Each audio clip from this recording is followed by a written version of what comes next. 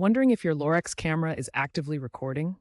The primary indicators are the LED lights and the Lorex app status notifications. Most Lorex cameras feature a red LED that illuminates steadily when recording video and audio. Some models may blink or change color, like blue, upon detecting motion. The Lorex app on iOS and Android also displays real-time status icons, such as a recording badge or live feed alerts.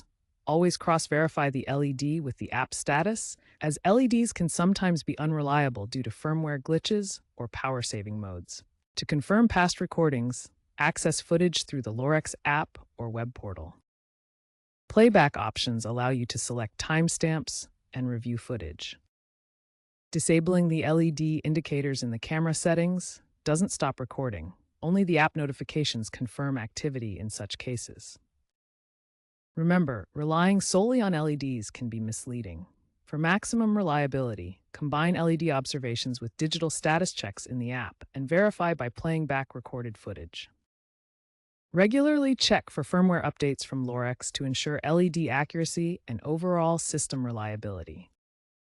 Be aware that AI-powered motion detection now often triggers smart home alerts alongside LEDs, providing multimodal verification.